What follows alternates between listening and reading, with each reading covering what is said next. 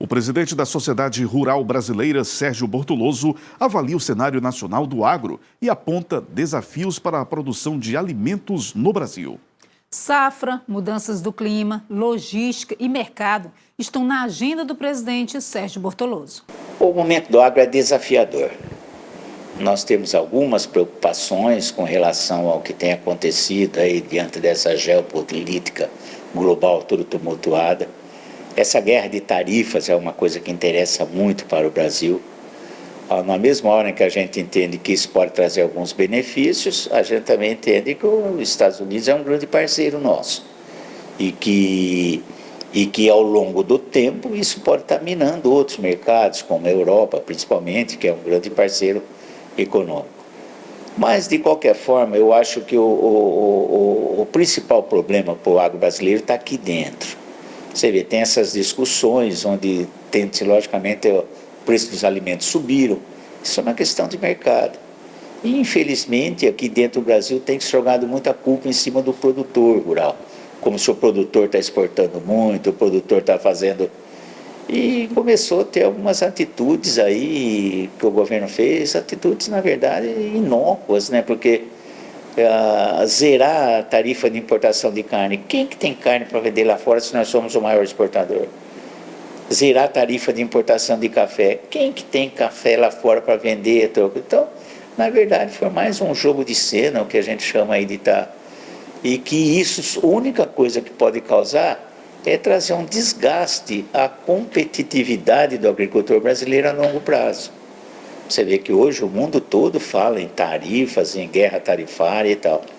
E no Brasil aqui a gente está caminhando do lado contrário, quer dizer, você está abrindo e você está facilitando e minando a competitividade brasileira.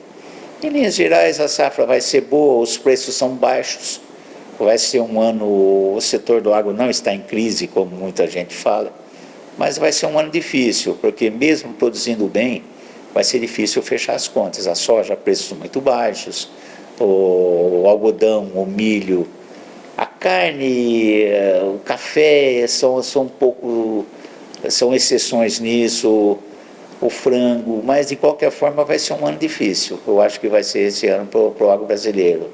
Qual tem sido a influência do fator clima no desempenho do agro?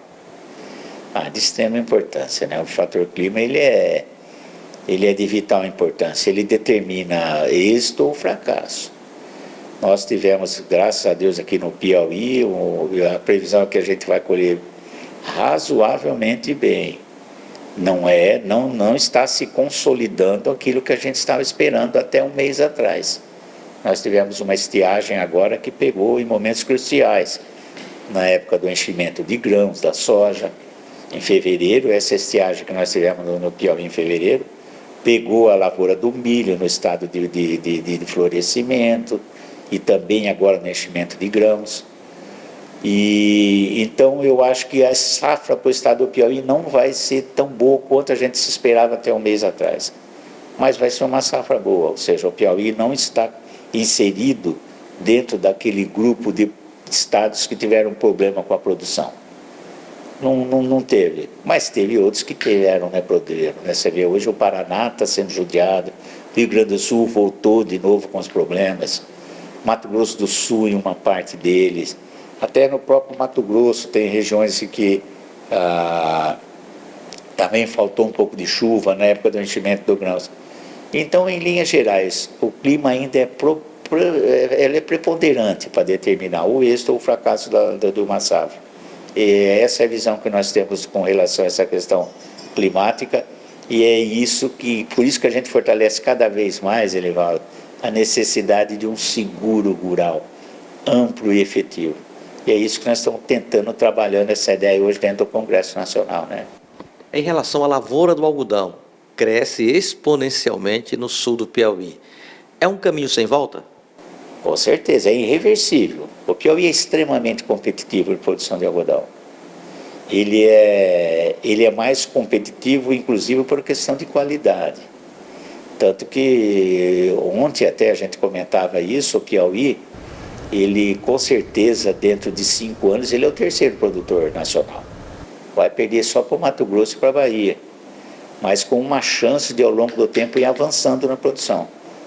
Isso é totalmente irreversível, é uma grande opção, produção de algodão aqui, em condições de a gente disputar sempre a liderança em produtividade e em qualidade, sem dúvida nenhuma, é irreversível. Como tem sido a relação agro-poder público no âmbito estadual para favorecer o desenvolvimento do setor? Muito bom, a relação do agro com o nosso governador é muito boa. O governador tem demonstrado interesse, tem participado das decisões. Eu acho que ele está sendo um indutor de desenvolvimento. Então, a relação hoje do agro com o governo do estado do Piauí é uma relação muito boa. E isso infelizmente, a gente não pode dizer isso com relação ao governo federal. Nós, hoje, basicamente, a nossa classe produtora, nós estamos tendo muitas dificuldades em relacionar, tanto que a maioria das relações nossas com o governo federal é via Congresso, via frente parlamentar, que a nossa frente parlamentar é muito forte. Então, às vezes, o que você não consegue discutir nem convencer, você faz via Congresso. Mas aqui no estado do Piauí, isso é um ponto pacificado e, com certeza, as relações do agro com o governo do estado aqui são muito boas. A irrigação de grandes áreas, inclusive nos cerrados do sul do Piauí, começa a acontecer. Pode ser uma tendência? Eu acho que é uma tendência, o mundo está dizendo isso, né? A gente fala, quanto mais você produzir no mesmo espaço de terra, você vai estar evitando os desmatamentos, você vai estar conservando, você vai estar sempre trabalhando de uma forma onde você está fazendo mais e menos área. Logicamente, isso exige uma tecnologia e investimentos altos. E hoje, nessas condições financeiras, nessas taxas de juros, hoje você precisa tomar muito cuidado no momento de você fazer as contas. Olha, eu vou investir para vai ter a rentabilidade dobrada. Hoje, Erivaldo, é que nós falamos, quem colher bem vai empatar as contas, quem não colher bem esse ano vai passar por dificuldade. Então, mas eu acho que, sem dúvida nenhuma, está na tela de todo mundo, principalmente para enfrentar essa questão dessa mudança climática global que está tendo, com mais veranicos, mais excesso de chuvas, ou seja, o mundo está meio mudado com relação a essa questão climática. E, logicamente, a irrigação ela acaba superando e acaba mitigando esse risco. Eu acho que esse voto, e o Piauí está indo muito bem nesse aspecto, viu? E a logística no plano nacional continua sendo gargalo para o desenvolvimento da produção no campo? Continua. Nós até... existem algumas coisas que acontecem, e a gente não fala nem mais na quantidade, na questão da logística em si, em estradas. A questão da infraestrutura em geral. Pra você ter uma ideia, novamente nós vamos para uma safra recorde. Já existia uma deficiência de armazenagem, já existia uma deficiência de transporte, já existia uma deficiência portuária para escoamento de produção, e ela permanece, quer dizer, muito poucos investimentos e a gente alavancando, e a produção sempre aumentando, principalmente de grãos e tal. Então, eu acho que isso é alguma coisa que teria que ser mais voltada. Não só, isso está dentro do contexto de baixar o preço de alimento. Você vê, até nesses dias, né, Erivaldo, saiu essa questão do preço dos alimentos. E costuma-se colocar essa culpa no produtor. Agora, se você pegar o preço que 1 quilo de café, por exemplo, sai, quando ele sai da fazenda, ao preço de quando ele chega na gôndola, tem muita gente aí no meio.